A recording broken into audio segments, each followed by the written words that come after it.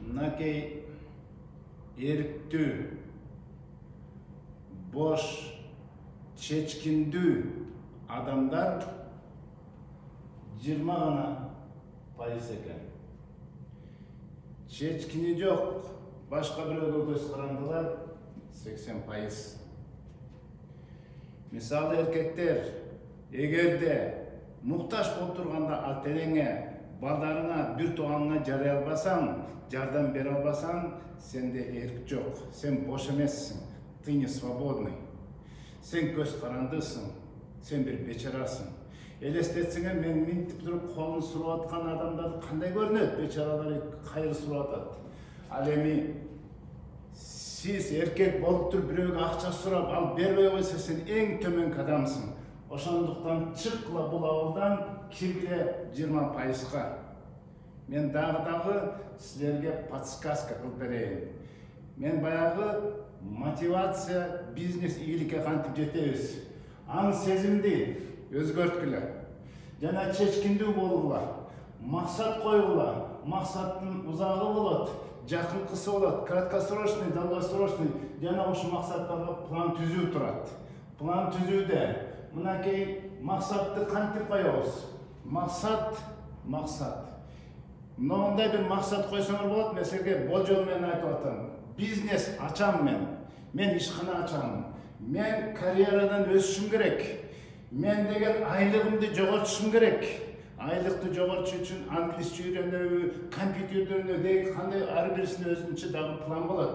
Мен адатымды өзгөртөм, привычкамды, жана ден соолугумду жакшыртам деген максат коюла. Мен семинарларга катышам, лекцияларга катышам, мотивацияны өчөп күчөтөм, жана ошол жака илим алам. Мен машина алам, крутой машина. Мен окуйм, кесибимди өзгөртөм, жана ушул сыяктуу максаттарды коюп туруп, ар кимисине план түзгүлө, ар бир максатка.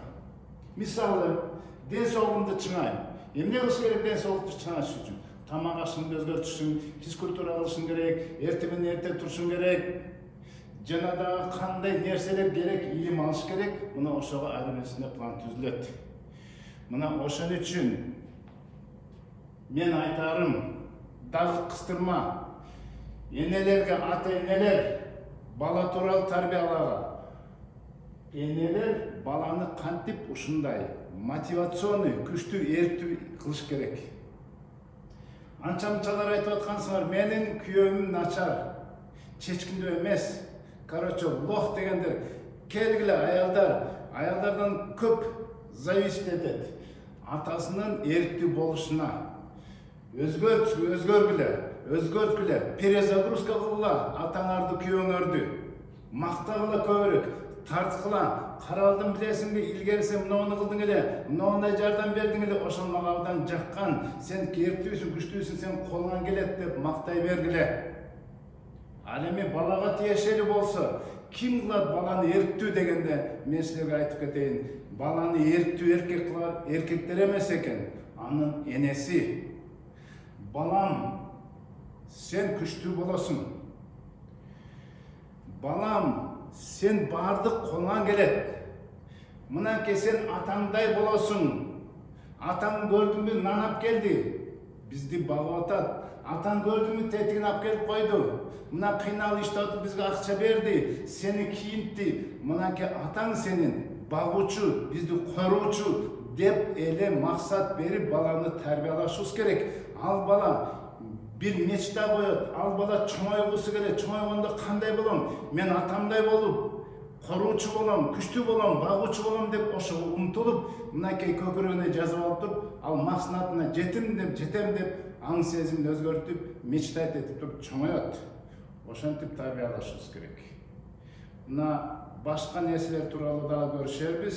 Эгер жакса, лайк баскыла, бөлүшүп койгула, жана башкаларга дагы бөлүп койгула. Ассаламу алейкум.